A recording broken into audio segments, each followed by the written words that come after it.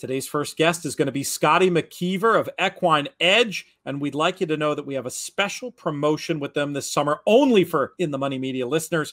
All In the Money Media listeners who are new to Equine Edge get the service absolutely free for an entire month. Simply use the promo code FREEMONEY on the account sign-up page or go directly to equineedge.com/free-money. That's Equine Edge. I'll spell it for you. EQUINEDGE. equineedge.com/free-money. With Saratoga and Del Mar coming up, this is the perfect time to sign up for your free account and get familiar with the platform. And all month long, Scotty's going to be guesting with me right here on the Late Week flagship shows, handicapping races from around the country using Equine Edge and also answering your question about the project. To learn more, go to equineedge.com/free-money. And if you have specific questions about the product, hit us up on Twitter or through the InTheMoneyPodcast.com contact page. Look forward to hearing from you. Now, on with the show.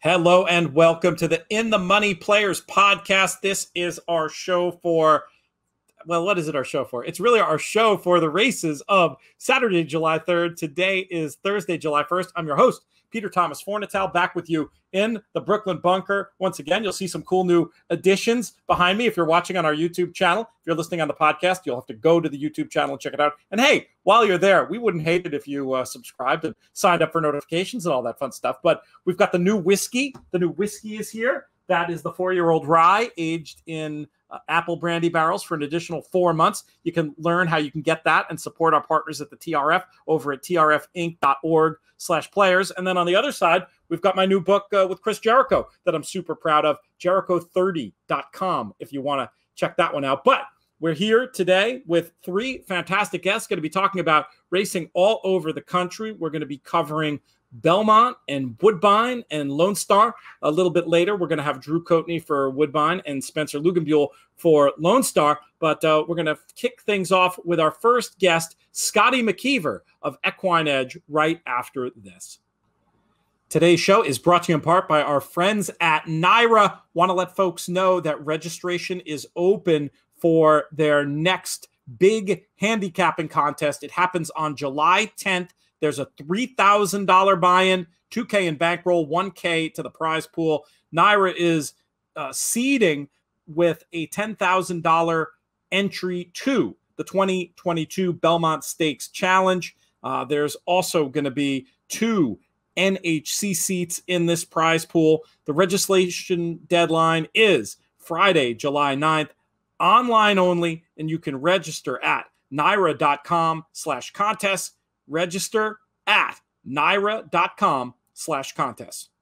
Very happy to be joined by my first guest today, a man I've had the pleasure of talking racing with many a time and seeing his name on all manner of leaderboards. He's an accomplished contest player. You've probably seen him on television, and his new venture is one you're going to be hearing a lot about over the course of the next month. Really, I'm just going to say it. It's a new way to play the races. It's Equine Edge. He's Scotty McKeever. Scotty, what's up? What's up, Peter? Life is good, man. Happy to be talking to you about this stuff. Where are you right now? Is this the Equine Edge headquarters?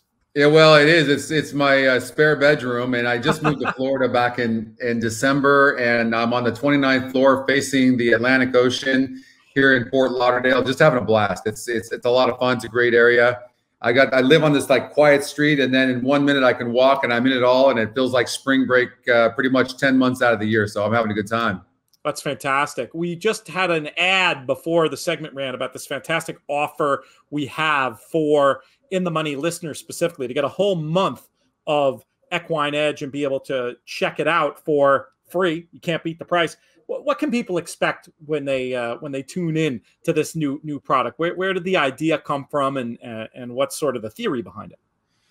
So the idea basically is, we would use traditional, handicapping tools, of course, and it would take a long time to handicap, 7-8 hours, because, I've played a lot of pick sixes in my life, and I'd handicap for a long time. And it took away time from family, my loved ones, friends, business. So, and I'm like, there has to be a faster way. So I started looking at some of the tools that were out there, and I started realizing we needed metrics for like genetic strength rating, so we have like our GSR from 1 to 100, 100 being best. So that was one. We had the SOR, strength of race.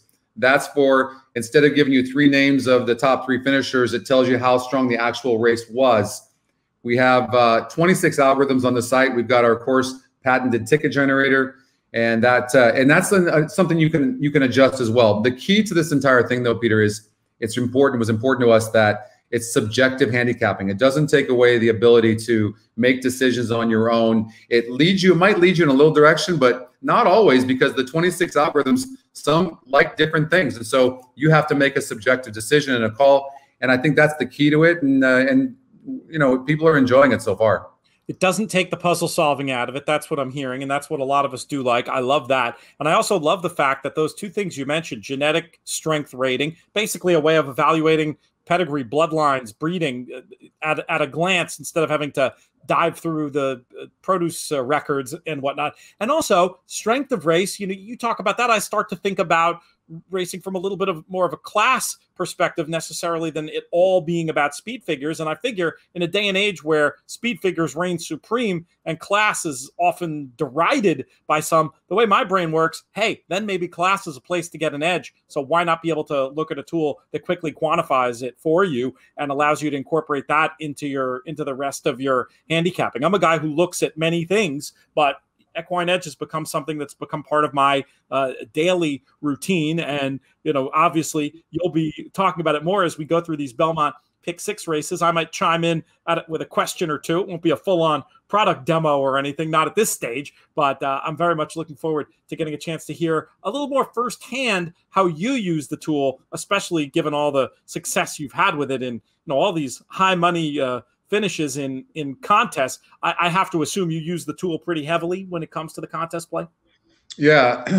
So the thing I'm most proud of is that when I recently won the Pegasus tournament over in January at Gulfstream Park, and I did no pre-handicapping, no handicapping whatsoever. I showed up, went to the track, and handicapped each race as it came up and won that tournament. And I think that's what I'm trying to accomplish, and what we're trying to build as a team here at Equine Edge is that you can handicap, enjoy what you love, with horse racing, but be able to also have a balance in life.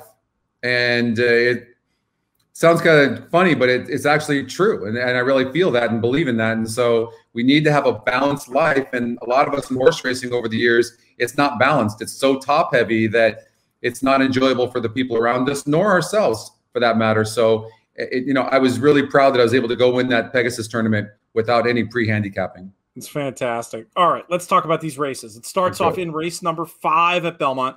3:02 Eastern is the time. We've got 3 and up claimers going 1 mile on the Belmont dirt. Scotty, how do you want to get this Pick 6 kicked off? All right, so there's 8 horses in this race, and I thought it was wide open. But what happens is if you're going to hit for a big amount, you're going to have to take a stand, and you're going to have to leave out favorites in some cases. And because if you use too many horses in one leg, even one, then you might leave out a horse in another leg, and that could cost you a lot of money. So the point of that is that I do think this race is more open than what I'm using here, but I felt like the rest of the races were tough. A lot of them were. And so I'm going to use the 1, 2, 5, and 7s. Regality has a 51% win, is also top Scotty pick. So those are 2 separate algorithms that are saying that horse is going to win. I wasn't entirely sure. Draws the Rail did win a maiden race fairly easily for Steve Asmussen. Irad Ortiz is aboard, so probably the horse to beat, but I'm covering 4 horses in there. I see what you like and what those algos like about Regality. You mentioned them quickly. One is based on, you call it the Scotty. That's based on your handicapping. And then another fun thing that's in there are generated win percentages, which is kind of cool to be able to go and see, and then you have a sense of what the implied odds are. I looked at Regality long and hard. I ended up spinning him just because I think what the algos are keying off of is that I'm guessing it's largely that slop race the last day that earned such a big figure. It may be real, but it may not be real, and I'm worried about the horse catching all kinds of of cash. The second one you mentioned was the top one for me. Number 2, Adchar. Thought that was a good win at the maiden special level. Disappointed 2 back, but since that run preceded a layoff, I was going to be forgiving of it. Something went wrong that day. I'm interested in the 2, Adchar. I was going to mention a couple of others. Another that you mentioned too, the 7, Good Culture. Didn't do very well the last day against Better in Maryland, but I was thinking that these could be his friends, and the 2 first runs would make this one a contender. And then the number 6, True Palace, was another one I wanted to throw in there at a potentially big price. Improved mightily in figure terms last time. I felt like just a repeat of that effort would give an on-the-board chance at a decent price. Mostly the 2 and 7 for me. For Scotty, it was the 1, 2, 5, and 7. Now, when you're looking at a pick sequence these days, are you looking at it in terms of main horses and backups, or are you more inclined to just use runners equally, or play them all as A's and vary the amounts? Like how does your approach to the actual wagering side work, or are you relying on the program at this point to generate tickets for you? No, I will use the system to generate. I do have A and B horses, but you know, when you're doing multi-tickets, I think that the A and B horses are worth it. And you could do multi-tickets, obviously, like in pick sixes and stuff like that. And by the way, we're going to be developing some of the multi-tickets as well with the ticket generator when you're looking at A's and B's and stuff like that, right? So, cool. But I'm not right now. In this case here, I'm just taking each race as it is and going, okay, who do I think can get through that next leg? I will, in my mind though, and I'll put in my notes column, horses that I like a little bit more than the other, just in case I have to cut back. And so in that case, and I did that here. I had the 6 horse that you like here in race number 5, or think has a chance, was a B horse for me as well. I couldn't really separate the 1, 2, 5, and 7. I like the Jar as well. By the way, has our top GSR, genetic strength rating. And in the last race, that was a tougher field. And the reason I like our SOR is because it's, even though people are seeing it's coming back at the same level, what I'm seeing in our system is that this particular race is an easier race than that last level, because all 30,000 claimers, non-winners of 2 lifetime, are not the same, because you have different competition that goes in each race. And in our, and that was also a 6.5 furlong race for the 2. Getting back to 8 furlongs in which it won 2 races back, I think the 2 horse has a big look in here. All right, let's talk about race number 7. We've got 3 and up claimers going 6.5 on the dirt in this spot. And I'm struggling to find my notes here. I hate it when that happens about oh no, I skipped a race. I'm sorry. Race number 6 is our next race, and that's going to make a lot more sense. We've got 3 and up allowance types going 1 mile on the turf, and I thought that Dreams of Tomorrow looked very, very tough in this spot. Did very well closing with a flourish the last day without the benefit of a particular setup. I wanted to have a whole lot of 7s on my ticket. 2 others I'd mentioned as backups. The 9 Chocolate Bar, I felt like moved maybe a little bit early into the fastest part of the race last time. I think this is a similar group and can go better with a bit more of a measured gallop.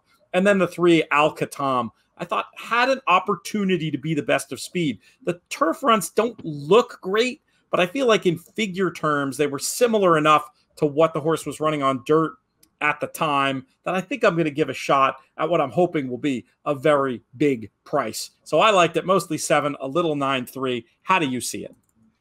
Well, this is an absolute grab bag, and I thought I'm spreading out 1, 2, 3, 4, 6, 7, 8, 9, 10. Yeah, you're not kidding. I thought you could look at this and go, okay, the 1 horse who's going to be your favorite, Chad Brown, Irad Ortiz, 2 for 2 lifetime. And this horse is going to be sent from the rail. But if there are other horses that go with this horse could be in trouble. This is an increase in class. The horse has been off since April. Probably the horse to beat, but I'm going to try to beat this horse. And the way I look at this race, it's only 29% on our win percentage, which gives this horse pretty much a 71% chance of losing.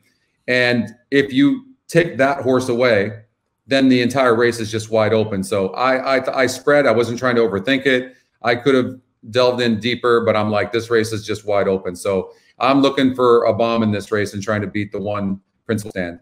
But you will leave some 1s in on your ticket even in that instance, or will you stand firmly against? Well, I wasn't. Yeah, I leave favorites out all the time. I'm big on leaving favorites out. I think this horse on our EE morning line. This horse is 7-5 to 1. On 7-2 on the morning line from the odds maker, who's very good, by the way, at Belmont Park Aqueduct. I don't know the gentleman's name, but he's one of the best. David Aragona. Yeah, he's amazing. And we know that based on our stats. So you can get an advantage with our morning lines because it pretty much is way better than all of them for all tracks other than Belmont and Aqueduct, and it's right there. Amazing. Ed Burgard at Los Al is amazing as well. So it's, but by the most part, you can get an advantage. The one horse on our morning line is 7-5. So it'll be interesting to see what happens because usually don't see that kind of variance with the New York tracks and us. So we'll see what happens here. Also, the one horse has a huge GSR, 82, 1-for-1 at the distance. So, it's just a matter of it's going to be Trip, and the horse has been off a layoff, but maybe this horse is that good, but this is a much tougher field here that he's facing. So we'll see what happens, but I'm spreading out here. If I held your feet to the fire for a top pick, could you give me one or not even? The one. Okay. Yeah. Okay. Principled stand. Yeah, it's interesting. I mean, you have to be a very good bettor to be against the horse who's your top pick. You know what I mean? And to make that work. But I know from having seen tickets that you've placed that you can find a way to make that work within your ticket construction. Well, and and when you're talking about B horses as well, and you're talking about multi-tickets and stuff. So we're going to get way more sophisticated with our ticket generator so people can do that and be able to go, okay, I need multi-tickets in case my B horse wins because maybe my A horse had a bad trip. So we're going to go there, but it really comes down to betting, right? So you like horses. So when I play in tournaments, I'm always doing cover bets, always. Even in the Pegasus, I had a cover bet that was just a $25 trifecta and it paid over $15,000. That helped me win the tournament. So, and that's just a cover bet.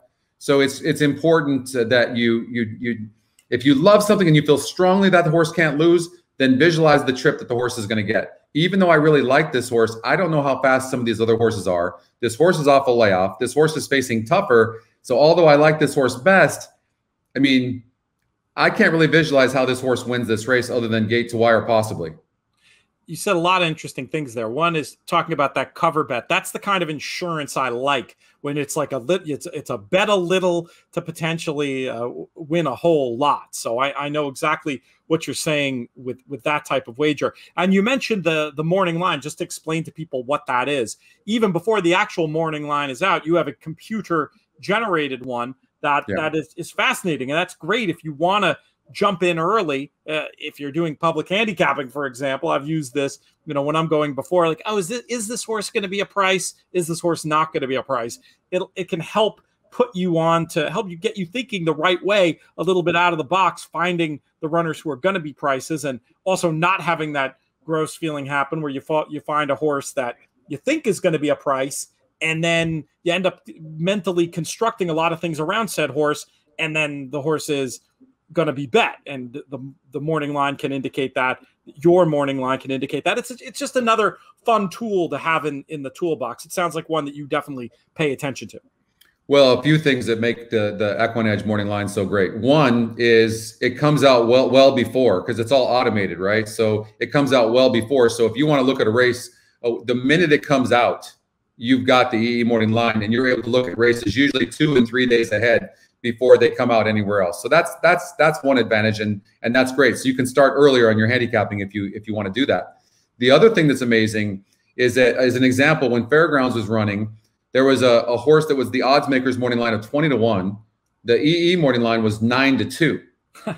So, and I did put $200 to win on the horse. It ended up paying me like $4,300. It went off at 20 to 1, but that's not where the money is. And I was kind of kicking myself afterwards, because if I would have played horizontals, that's where you make the money, because the people see they're very, very, very influenced by morning lines.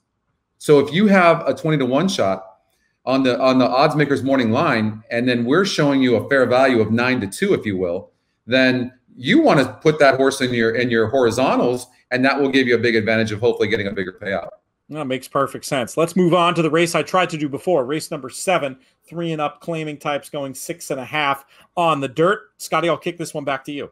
All right. Storm Advisory is my single. I just think this horse was just claimed out of that race by Jeffrey Englehart. And Jose Ortiz aboard, claimed for $16,000, in for 20. And this horse was claimed back in May 15th. This horse has won 2 of the last 3. Horse likes to win, 15 starts. This is a 9-year-old with 79 lifetime races. I'll tell you what, though, just a hard knocking gelding. And I really think I like the outside post. I like the tactical speed. And in a race that looked really, really tough, I think I was able to find a diamond in the rough with Storm Advisory. And I think this horse is going to be very, very tough to beat. I like as well. I have 2 A's, but Storm Advisory's 1. What a cool old horse this is. And I do think the right kind of trip is going to be in the offing as well. I did also want to use the 7 Joyce Has Pizzazz on the top line. I just felt like had a good chance to rebound after getting bumped and lit up and dueling the last day. I feel like the return to stalk and pounce tactics is going to suit Joyce better. If I were to use the 3rd, it would probably be Vineyard Sound if he can get back to those runs from last fall. There are some excuses littered in here, but I'm not sure he's really going the right way. Much more of a B or C type. Give me the 7 and the 8 in race number 7. And when you say single, you're not talking about a lone A. You're talking about very likely a stone cold single. That's what I think. But if I was going to spread, for me, I did like your 7. Joyce Has Pizzazz. I also thought Alcool's, the 4 horse, deserved a look for Peter Miller and Flavian Pratt. And then Irad Ortiz gets off of the 2 and the 5 horse to ride Skippin' on Orchard, the 6 horse. I think as a long shot, this horse might rebound and run good, but maybe at least in the exotics, and the horse will probably end up going off, I'm guessing maybe 10, 12 to 1 from a 6 to 1 morning line. So that could be good value there. But I do think the 8 horse controls everything with that tactical speed. And if you look at the morning workouts of the 8, they're just, this horse is just chomping at the bit to run. You mentioned that musical chair jockey angle with Irad. The tool has a cool way of pointing that out. Describe that. On a future show, I realize we could be doing this with visuals. We'll little bit of host fail there, but we have other conversations we'll be having where we could do that. But explain about the tool pointing out the changes. So it's real simple. So we have these tabs, our genetic strength rating tab. We've got jockey and trainer win percentages. We have jockey and trainer combos. We have a changes tab. So anything that's different from last race to this race shows up. And if it's in red, it's a first time occurrence. But the jockey trainer tab shows you very easily, just right there. It has in miniature saddle cloths. And so I can tell you, like the 1 horse Cause of Action, Joel Rosario gets off the 3 and the 7. And Irad Ortiz gets off the 2 and the 5 without having to delve into the past performances or anything. I just see it there on that tab. Yeah, I think that's useful because changes in general, if it's a spread race, I'm going to be inclined to use horses who are making significant changes. And as for the jockey stuff, a wise man once told me that sometimes, again, thinking mostly of spread races, but other opportunities too, you can let the top jockeys and their agents do a little bit of the handicapping for you sometimes. Now, it's not foolproof, and I'd never get off a horse I liked because a jockey didn't ride it back. But when you're on the fence, when you're looking at a bunch of different ways of a race potentially playing out, I think it can be useful information, and it's cool to have it laid out on a silver platter for you the way that it is over at Equine Edge. Let's talk about race number 8, Scotty, 3-year-old allowance types going 1 mile and a 16th on the inner turf. And there was a pedigree play in here that I think that the GSR caught that just left off the page. Anyway, number 2, Wolfie's Dynaghost just looks very likely to improve for turf, being by Dynazapper and a half to several turf winners, including Sadler's Joy. That was going to be my top pick. I like the number 9, Monquad, a little bit. Had a bit of a tough trip last time, never really in a good spot. Ran pretty well, all things considered, and that looked like an effort to build off of. And then Space Launch makes a ton of sense to me. Got caught against the flow in a race that held together last time. I think we'll run better with a more truly run race. So I like the 2, 9, and 6. Was going to probably use them all equally. How do you see it? So I'm spreading out in this race. I'm using 1, 2, 3, 5, 7, 8, and 9. And but I like the Ghazali best, part of the entry, the 1 and 1A. And so Ghazali is the one. I think this horse is going to be awfully tough. This horse ran against a pretty nice horse last time out on May 1st and got a second by 11 3/4 lengths. That horse actually came back to win at grade 3. So I think Saez and Pletcher on Ghazali, part of the entry with Monquad. I think is going to be tough to beat. But I did spread 1, 2, 3, 5 with 7, 8, and 9. I actually said Monquad was the 9 before. I was looking at it before the program numbers were in. Monquad is the 1. So yeah, that's interesting. The horses that we both like, part of that entry, definitely looks like one that that is has to be considered strongly in this spot. Let's move on to race number 9. We have our featured race of the day. It's the Perfect Sting Stakes. 4 fillies and mares going a mile on the turf. Scotty, we'll keep it with you. Best bet of the day for me is Viadera, the 9. This horse is just too good. Been off since November. I don't know if the break was on purpose or what. Workouts are steady. This horse is 5 for 5 at this 8 furlongs on the turf. Fine at Belmont. This is going to be a very, very tough horse to beat for Chad Brown and Joel Rosario. Totally agree. Big figure edge, potential class edge, and I think a fantastic trip from mid-pack. Just looking at closing sectionals, Viadera is supposed to mow these all down. I will probably try to mess around with a couple of backup lines. Honey Cake, I thought was a little bit interesting. Having success at the listed stakes level in France gives you form that's going to typically play well in a listed stake in the States. I just think Viadera might be a little bit better than listed quality. And then Princess Grace would be another I could certainly see winning. Has never run a bad race, and if has improved for the time away, could make sense. I was thinking mostly 9, a little 1-3, and you're all about the 9? Well, and this is the reason. So one of my handicapping styles is when you look at this, you can look at up-and-coming horses like the 3-horse Princess Grace, right, who won by 2 3/4 lengths in a grade 2, no doubt about it. I did look up on our system. I'm able to look up and see how strong that field was, and that's a new feature that we'll talk about in a later show. But it's kind of similar to the formulator, and I'm able to go back and look at the field, and it wasn't a very strong grade 2 field, and so the only grade 1 winner in the race is Viadera, and there's a big difference between a grade 1 and a grade 3. I just think this is a weaker field. I think she's the real deal. 5-year-old mare, and she's 5 for 5 at the distance. She's just. She loves this distance. So I think she's going to be really difficult to beat. And I think she wins 4 straight races. Yeah, I don't disagree. I mean, I'm going to have a couple of little lines, but it's all about Viadera. Hey, I lied. The 10th race is our feature, the Grade 2 Suburban.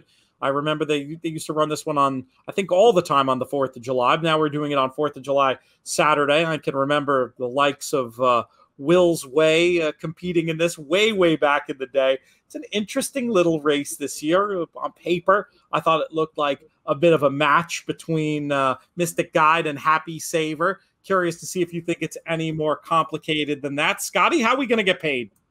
Exact note here. Really a match race between the 4 and the 6. Reading each other's notes. Yeah, I mean, that's what it is. I just don't see any other horse in here. I mean, it's still a horse race. I get it. Mystic Guide has an 86 on the GSR, but did lose to Happy Saver 2 back in the Jockey Club Gold Cup, right? So same conditions is 2 races back for both of them. They both went on the shelf and came back, and Happy Saver came back and won an optional allowance claiming for $100,000. Did it easily. And then, of course, Mystic Guide came back to run over at Oaklawn Park on a sloppy track in the Grade 3 Razorback, won that by 6 lengths against 6 other horses.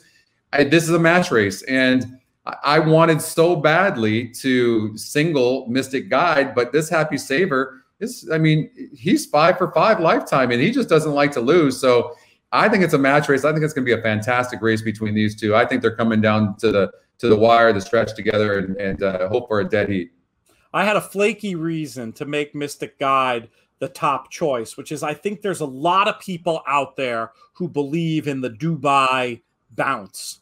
And I think it's overrated factor at this point. I mean, yes, some horses, maybe if you go through history, you can certainly find horses that went over there and didn't run as well after. But I think you could find just as many, if not more, that did amazingly well. And I feel like that form that Mystic Guide showed over there, I think it was so much better than the form that he had when Happy Saver beat him a couple of races back.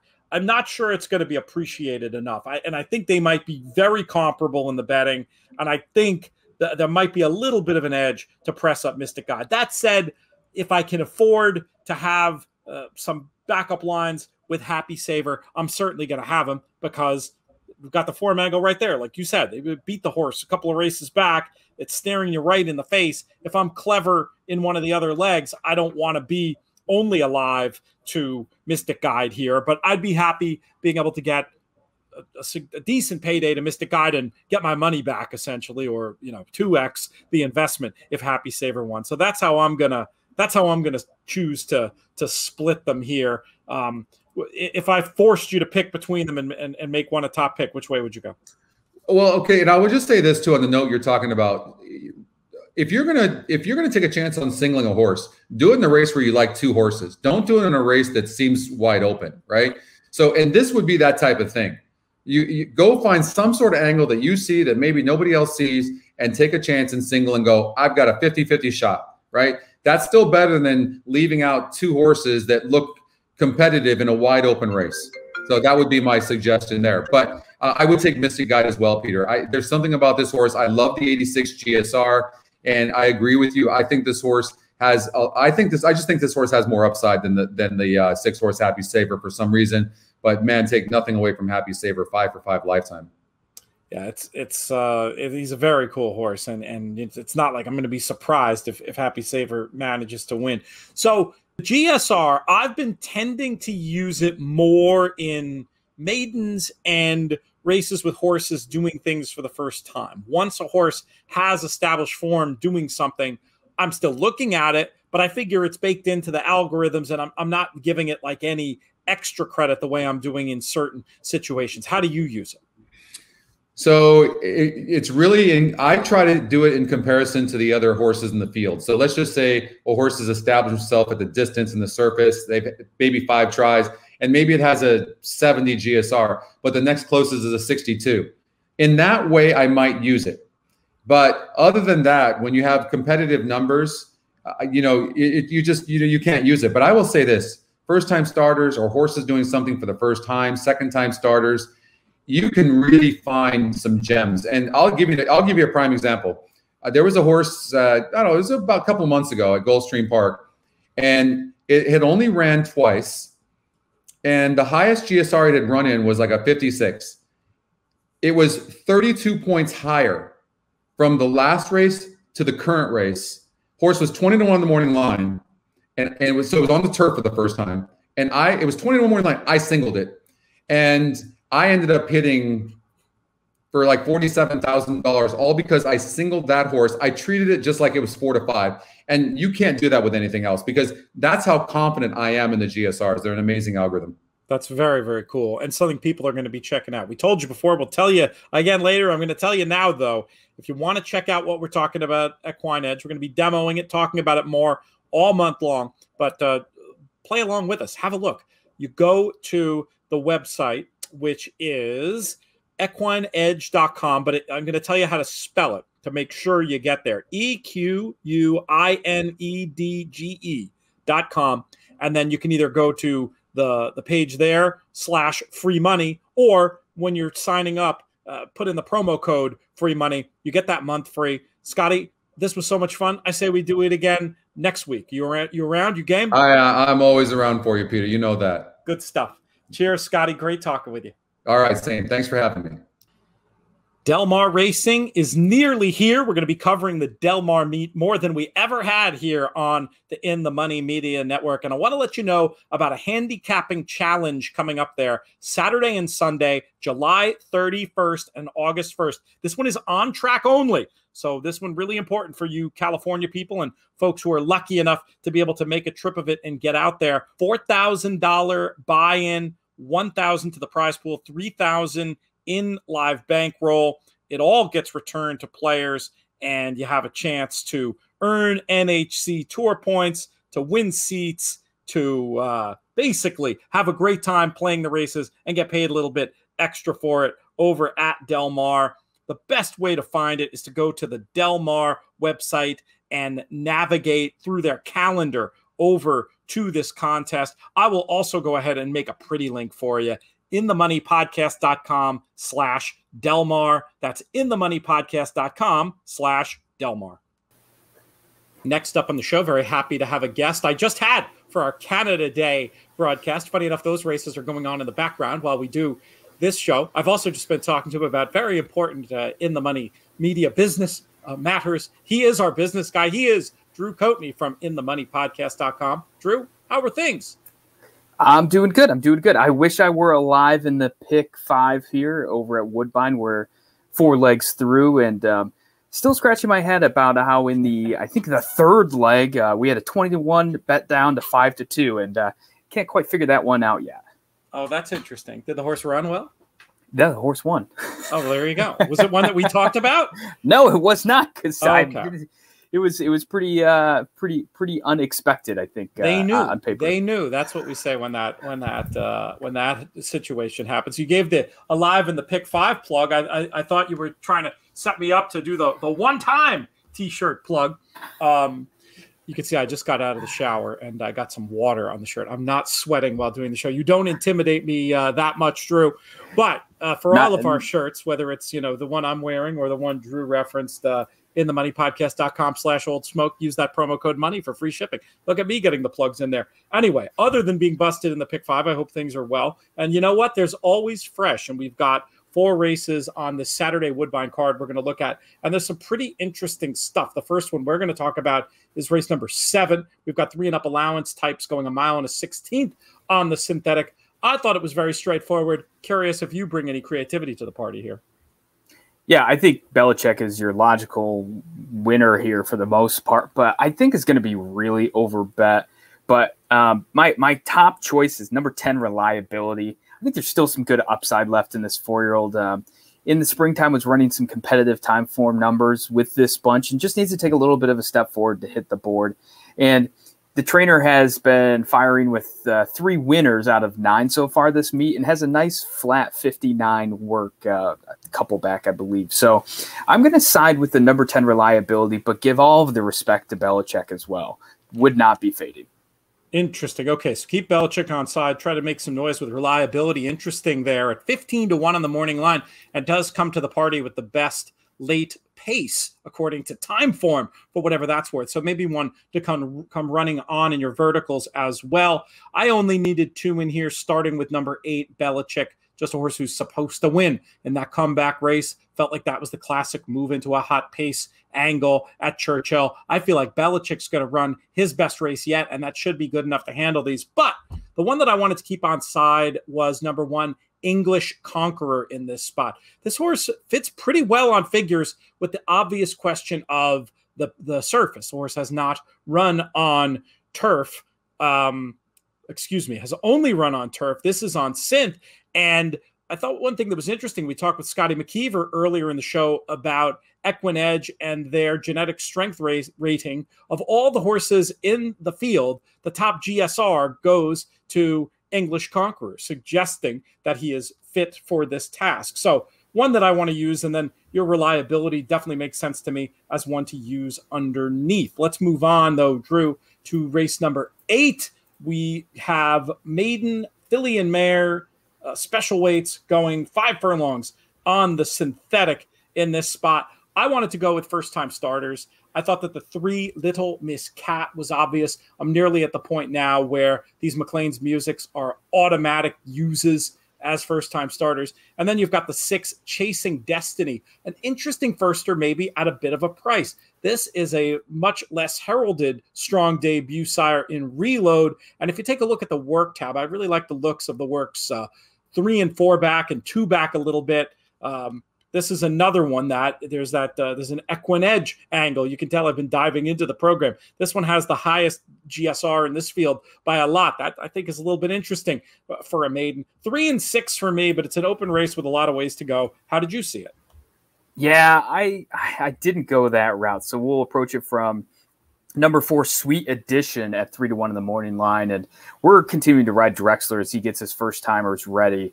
We're going at 27% so far this meet with an N of 37, so sample size of 37. Has the speed, looks to be improving from last year, and I think could just get to the lead and clear this field. It is at the 5 furlong distance, so obviously getting to the lead is extremely important. And the other one I'm going to use a little bit is the number 5, La Cugra.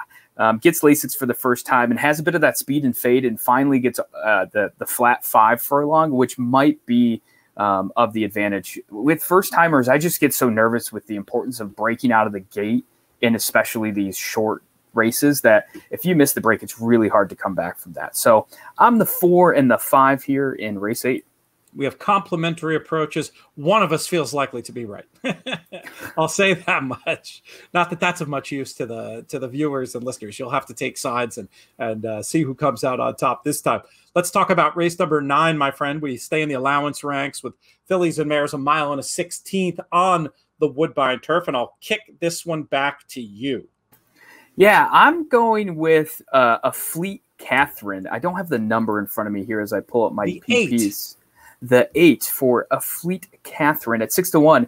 Already was a couple weeks ago, ran over the surface and gets the second off the break and tried to close into that slow pace. And my trip note was needs longer. So first 3 races of this one's career really showed a progression. I'm hoping we're going to get back to that pattern again. And let's see if we can't get that one up at second off the layoff. The other horses, oh, go ahead if you had something to add.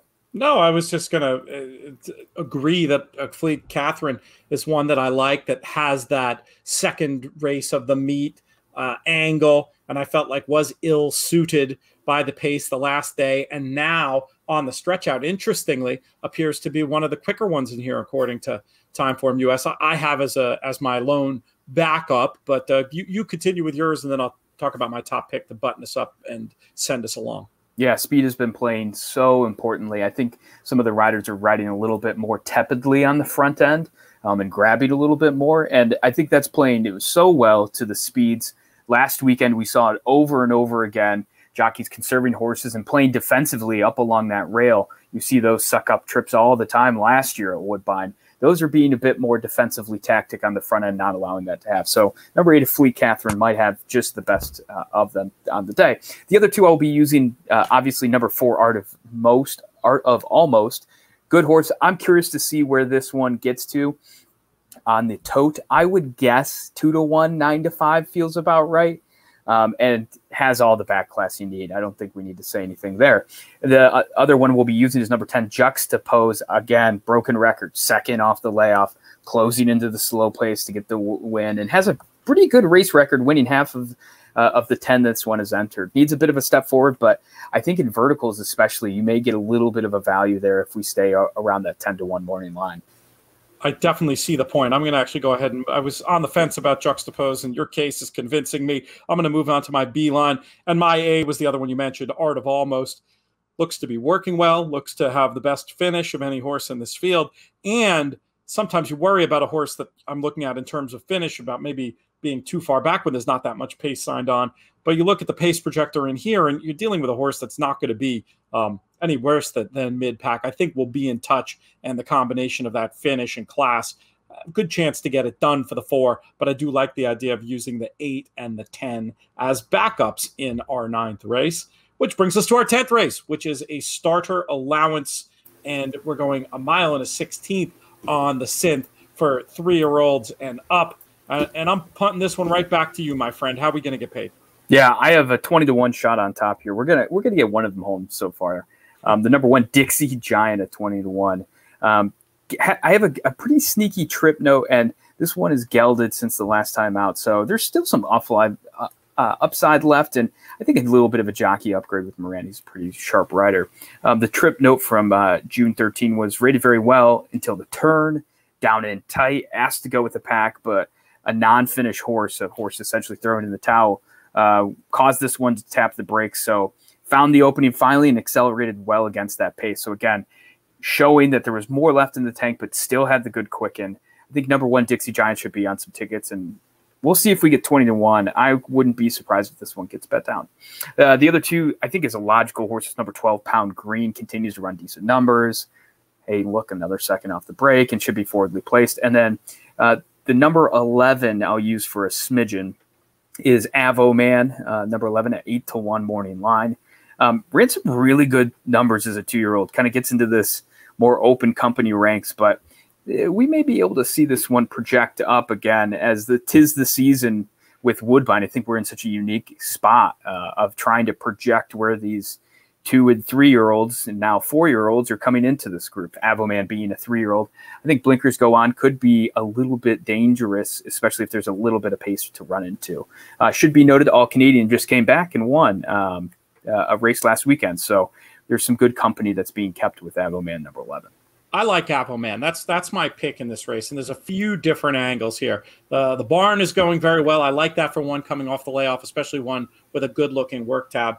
I love the trip this one's going to get to. I think he'll be in touch with the field, second flight, stalk and pounce kind of thing that I like. And then, you got to remember this horse who hasn't been out in 225 days, making the first start as a 3-year-old. It reminds me of another angle we talk about a whole lot on the show, that love at second sight angle from Mark Kramer's Kinky Handicapping. In other words, you can take the figures this one was running last year and build in whatever, a point and a half a month. And then you write that number down with your ability figures, and all of a sudden, Avoman looks like might be the fastest horse in this race. So I'm going to pin my colors to the mast there. You were 112 and 11 all A's to close it out here, if I had that right. Yep. Because I think we'll get the value with the odds that the one are going to be. We don't need to press that one up any more than it is. We've got just a minute left before our next guest gets here. Drew, want to point out the excellent work you've been doing with the Woodbine Horses to Watch. That's a free service you can get if you sign up to our newsletter in themoneypodcast.com/email is where you can sign up for that. Are any of these bet backs from there yet, or do we have to wait a little bit for some of your horses to watch to come back and run? Yeah, I think we still have to wait a little bit. I have yet to see any come through yet. I'm still every week. I need to get my email service signed up so I can get these notifications, but not spotting anything. But we've been doing this since last year as well. So in terms of me internally, now we're starting to publish it as a free service. So some of these, like the Dixie Giant, it's one that I'd like to bet back as well that I don't know if we talked about. But again, popping up in Formulator, if you're not familiar, easy way to keep track of trip notes as well. Yeah, you can do those trip notes right in there, and then various places have services to help you track horses. I believe even at theraces.com have a horse tracker for USA Racing, and then Equibase has something, DRF has something. It isn't hard to find, and it's a smart way to roll, and definitely using a web-based service to keep track of your trip notes only makes sense. Drew, have a good weekend. Any special plans?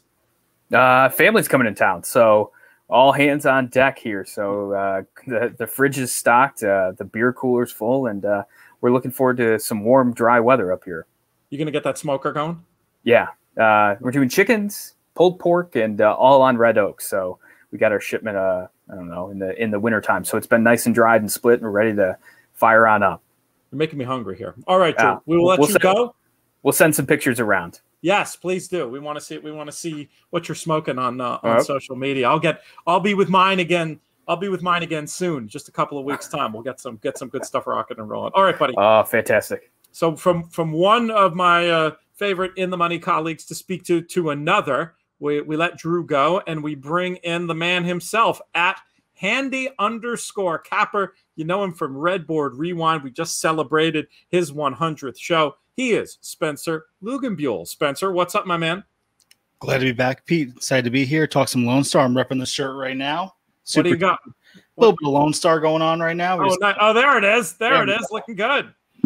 I'm hoping maybe we get down there. Their Memorial Day was such a big success this year. Hopefully the contest again, and maybe we could even help them build on some of the success. I mean, to do what they did with the weather they had, very impressive. Clearly a mid-major track to be paying attention to. You've been covering them every Friday, and we've had Nick Tamaro doing the Sunday shows. Who do you have to talk about the races? We're recording this on Thursday. Who do you have for the races of July 2nd lined up? Right after this, we're going to have Al Studer come on from the Stewcast and Around the Turn. So super excited to have him on and, put him in the guest chair for once. I like it. Well, are you going to be as mean to him as he's been to you on Around the Turn? That's what I really want to know. I haven't decided yet, but I have an opening line. It'll be good. Are you ready? I mean, you're such a baby face. So it's hard to see you going straight up heel, but I'd kind of like to see it. Sometimes those are the best heel turns. I mean, I was a heel when talking with John Pinder, so I think it's time to add to the stable at this point. Oh my goodness. All right, let's talk about these races at Lone Star. That will require me getting on the right sheet of paper here, but I'm not too far away. Shouldn't be too long. This late pick 5 is what we're going to be yapping about today. It kicks off in race number 6, 8:20 Eastern. So we've got some evening racing action, which is nice in that Texas summer heat, which you know something about. They run a little bit later. We've got 3 and up filly and mare maidens going 1 mile on the turf, and we'll let you kick things off, my friend. We're just going to start off with the number 2, Reliant from the rail. The last few races is the last race closed into a hot pace, obviously being a nice setup. And then the race 2 back, this one being not on the turf, kind of was on the front end there. I just like the fact that the first time on the turf, this horse ran a really solid number compared to the par. And I think this one, second time turf, we'll see some nice improvement. That number 2 is going to be my first A. The second is Aaron's Creation. Nothing too crazy here. Another one, this one's ran a couple times on the turf for Robertino Diodoro. Just those 3 straight figures. That these 2 horses seem to overpower this field and looking to kind of get off squeaky clean with a couple chalks to start off. I saw it the same way. I just had the numbers in the other order, but I thought it was a potential lockup. Aaron's Creation ran okay off the bench. Maybe benefited from the way the pace collapsed in there, but was 7 wide, so I can argue that it probably is, the effort is what it looks like it is. Main thing for me, second time off the layoff with good numbers to run back to, the kind of horse I'm always yapping about on our airwaves. And then you mentioned about Reliant competitive numbers. And I thought it was interesting, just looking at pace figures to be positioned closer to the pace than in some of the last runs. And I think that will result in a very good trip. So we are the same to kick things off. And we move on to our 7th race, 8:48 Eastern. 3 and up allowance types going 1 mile on the dirt. And I was going to take a chance. I thought it was a little spready. I was going to put number 3, Jack the Ripper, to take a chance with on top, on the idea that Jack might have a possible pace edge in this spot. That's the way it looks like on time form anyway. Number 4, Social Afleet, I thought was interesting on the trip angle, making a wide middle move the last day, and the races 2 and 3 back fit well. And number 7, Nomadic Fighter, just looked like an obvious contender to me off the last race. I was going to play the 3 and 4 as A's and the 7 as a B. What did you like? I kind of ended up we went from the inside the first race. Now I'm on the outside this race. Nomadic Fighter, I just love the fact when they come out and they just run that nice second of that allowance level off that maiden victory. It's so hard to go from maidens to winners. This one obviously was also a good price, 18-1. That obviously will not be the case this time out. Stuart Elliott and Steve Asmussen, very solid 22% together. I agree with you on Social Fleet. It's also a money bag for Equine Edge. So if people want to check it out, we have a little thing going on with that. We'll talk about later on my show as well. Just the first 2 races in allowance, the first one, 74. The next one was a 68. I think if we get something in between there, this one can easily run in the money or win the race. And also the last horse being the 2, Dino's Cape. I just, again, been kind of cruising at the lower levels, came up one time, ran a nice solid 73. This is one where I think that people might not be looking at the buyer figure maybe, and they might look at how low the class levels have been of late, and this one might be able to sneak in under the radar. I am 7-2 as A's, and the 4 is a B. 7, 2, and 4. Excellent. And thank you for that recap. I was going to have to ask you if you hadn't very conveniently put it there for me, as I have too many windows open. Let's talk about race number 8. We're dealing with nickel claimers going 6 furlongs on the dirt, and Spencer will keep it with you. I am officially divorced from Sing and Cry in Dubai. I bet this horse every single time this meet, and I'm just sick of it. Is a Daddy finished right behind this one last time out, but Robertino Diodoro, David Cohen, 1 for 3 only at Lone Star, but solid 20% on the year. We know how well these 2 can do together. I think this one coming off that class drop kind of just fits well here. Another one I'm going to be using is the 7 Old Trafford class drop. And I just feel that race 2 back just fits in really well with these as well for J.R. Caldwell, who is 23% at the meet so far.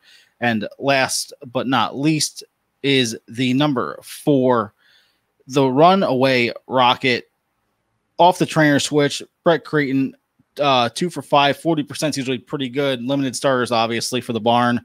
I'm not going to let this one beat me with a a weaker than so jock, but this is where you get those prices paid. And that was looked like a big improvement last time for the new barn there as well. I think you're just picking Old Trafford because you're such a Manchester United fan. I am a diehard Liverpool fan. I have the crest tattooed on my body. We can literally rot in hell for all I care. I was hoping to troll you successly with that comment. I'm aware of your football affiliation. Oh, so good. I was boring here. You're off Sing and Cry in Dubai. But I mean, I just see the trip working out for this one, and I mean, I understand your frustration. Those were seconds when you're probably supposed to win, especially the run two back. But I mean, didn't get beat by all that much last time, and I just see the trip being a trip that I like a lot at this level. I guess what could potentially hurt is if the inside is real good and from the 8 post, Sing and Cry in Dubai gets hung out there. But I was uncreative. I'll grind a little bit more on it, but I was only planning on giving up the 8 in this spot and hoping that that today is the day. I will admit that your approach may end up proving the better one, but I think might be one of these spots, depending on how much they send it in, where you have to just choose if you're with or against the chalk. I was with. Let's talk about race number 9. We've got 2-year-old maidens on the grass going 7.5 on the turf, and I really like the number 8. I think I'm with chalk here again. My friend Amy. This is one who caught money in both starts, has good numbers, and I just really like this breeding for turf. You've got Orb as the sire and a Smart Strike. Damn, I'd be surprised if she can't turf. My friend Amy for me in race number 9. Who did you like? I'm going to try and avoid my friend Amy. I understand that there's turf breeding there. I just don't know how much there could be. I ended up on number 5, Basic. Animal Kingdom, we know, likes the turf a little bit more and has one of the top GSRs for Equine Edge as well. Definitely wanted to use kind of the higher rated pedigrees as well as 348 Tomlinson. Nothing to shake your head at. And then I was trying to figure out how to not use number 3, Turquesa. And I just think based on the 305 Tomlinson, I'm just trying to get a little bit cheeky here. Maybe this one doesn't take money. If it ends up, I'm kind of wishy-washy. This is more like a B for me, being by Gun Runner. Obviously, Candy Ride could do on either surface. The straight B here, number 3, Turquesa for me, and the A being the number 5, Basic. Well, Basic certainly has that eye-catching angle on the dam side too, of having Scat Daddy in there. Yes. I mean, that's you've got major grass influences on both sides. I'm going to steal Basic and throw in as a backup to my number 8 and, make a wager based on, I'll probably use them both in picks, and we'll see how they end up betting in here. Maybe can do a little bit more as well, or shift things around Dutch, depending on what the prices are. But if my friend Amy gets 2 bet, I think Basic is a very logical alternative. Let's go to the last race we're going to talk about from Lone Star. Actually, the last race we're going to talk about on the show, the anchor leg. We've got 2-year-old maidens going 5 on the dirt. Spencer, how are we going to get paid? I mean, talk about 2 back-to-back headache races. I'm 4 deep in this race. We'll start off with the number 3, Summer Cat. Just a solid second, first time out. Didn't get a lot of play, 18-1, but was box shuffled. I just think that buyer could have been a little bit better as well. I don't want to get beat by a trainer who was only 6% on the year, but 27% over the last 2 years, maiden second-time starter. Maybe this is kind of a kinky handicapper angle where the trainer is finally doing something that they like to do, especially more. The number 8, Lots of Gold, first-time starter. Just don't want to get – I especially don't want to get beat by these connections in the last leg. It would cripple me so dearly. The number 5, It's a Girl. Kevin Scholes, another one. 1 for 4 with first-time starters, and also 1 for 3 with 2-year-olds. I like the Bullet last time out, especially over the surface. Could be one that could show a lot of speed. And last but not least, the 9, Promptly Done. Raylu, Brett Calhoun, another one that has some starts. The 3rd with 32. If maybe the first of my picks, Summer Cat, doesn't run well, this one can also improve. 3, 8, 5, and 9, with a 3 being the top pick, Pete. The 9 was the one I wanted. Promptly Done. I like the fact that this runner appeared to improve significantly. Didn't appear to improve significantly last time. Maybe part of that was the dirt. And I thought that was not the easiest trip. That was a day that ground loss mattered, and Promptly Done was caught wide. So I think Promptly Done can improve. I think you make good cases, and might mix in some of those as backups. But as far as my official reported picks go, I'm going with number 9 here. Look forward to hearing you and Alan talking about the Friday races. What else you got coming up on Redboard Rewind? Any excited to go back and check out that Scotty McKeever episode for sure. We'll make sure to pump that in the newsletter. But what else is cooking for next week? I was trying to be a little bit spicier. We're going to Delaware, and I'm bringing Andrew Radinsky on, who has done such a good job for Parks and one of my good guys, and just someone who knows the Mid-Atlantic circuit. I thought about using John Piasek as well, but I think I'll pick up him for a better time. Also, I'm doing the ABR thing this week as the Princess Rooney. I was 2 for 2 opening week with 2 chalks, Latruska and Maxfield, and I had the tri-cold in the Maxfield race, so off to a good start with that. And just, looking along, trucking along. Obviously, Equine Edge here, a big thing going on, so super excited to be using that throughout Saratoga and Del Mar. Very, very cool. Well, yeah, Scotty was on earlier in the show, but we'll remind folks one more time, if you use that code FREEMONEY, you have an opportunity to get a month for free. It's the best deal out there. I love it. It's just I'm somebody who looks at a lot of different things. I find it very complimentary to a lot of the other stuff I use because it just looks at the world in a different way. But you've heard about that. We're actually recording this before the Scotty talk, so I don't need to do the whole spiel here because I'm sure I'll have done it by the time people get to this point in the show. No need to belabor it. And I think that was smart about what you said, the picks you made in those 2 races with the ABR stuff. A lesson I learned a very long time ago, and I think it was actually Andy Serling, the first person I ever heard say this is, handicappers sometimes feel pressure to pick prices, and obviously it's so satisfying when you can make a good case for a long shot. Honestly, even if it doesn't win, it's satisfying to be able to do that more so than to make the case for the favorite. But, and the line that Andy used long ago, sometimes the best time to be a wise guy is to know when not to be a wise guy, and I think you evidenced that with those picks last weekend. I think too, just everyone will, I'll get not a tangent, but people that think Maxfield should be in the Classic, he's been beaten up on tomato cans all year. And the only time he's had to face an actual group of horses with Idle and Express Train, he got beat. So, I mean, I look forward to people when this horse is, 5-2 or 2-1 in the Classic, and we can actually find some value in that race. Yeah, I've been fairly forgiving of the Classic. I think the main thing was it was just too quick. What am I trying to say? He was back too quick. That's the right order of my mouth words. And I feel like they learned something about him that day, and he's come on so much since. We'll see. On his blood, he's supposed to like 10 furlongs. Talked about it with Mike earlier in the week, Mike Maloney, that is. 14-1 for the Classic. I'd rather buy it than lay it. I'll tell you that much. Fair point. So but we'll see. If he goes out there with questions to answer, and he is 5-2, and we have some other stuff we're interested in, I'll be with you. It's always a fun game trying to look ahead. And hey, maybe, just maybe, we're not too far from a civilized world where we can actually bet on things like the Breeders' Cup Classic as we approach the 4th of July. What are your weekend plans? What will you be up to?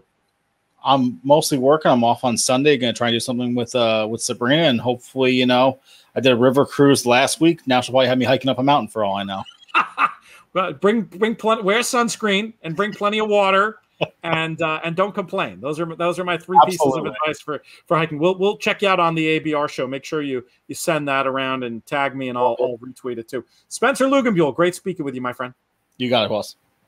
Today's show is brought to you in part by our friends at Monmouth Park. Monmouth Park's premier race is the TVG.com Haskell Stakes on Saturday, July 17th, with a prospective field expected to include Derby runner-up Mandaloon, Preakness runner-up Midnight Bourbon, and Belmont runner-up Hot Rod Charlie. The Haskell is yet again poised to be the summer's biggest race. Haskell Day will boast a betting menu fitting of the day with a $400,000 guaranteed pick 4 ending in the Haskell, a $100,000 guaranteed pick 5 on the last 5 races, and a $200,000 estimated pool in the win early pick 5 in races 1 through 5.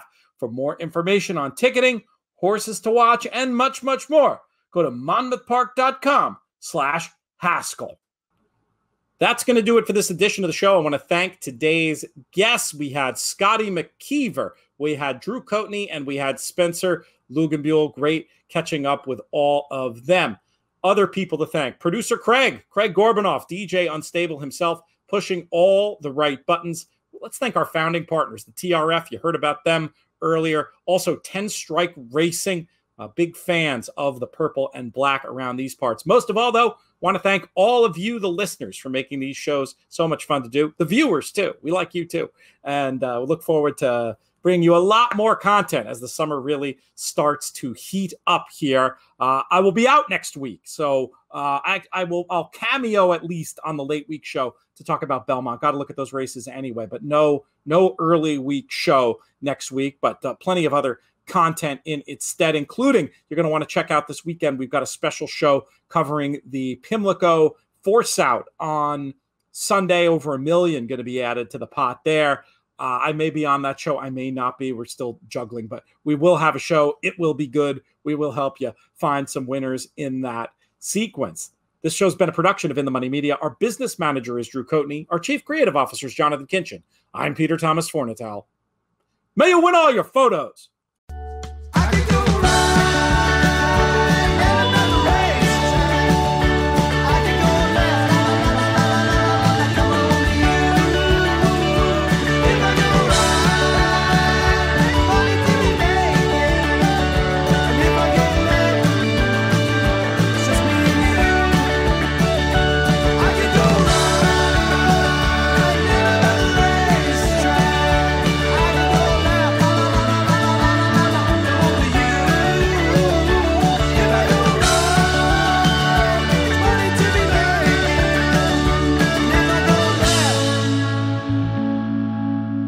Just me.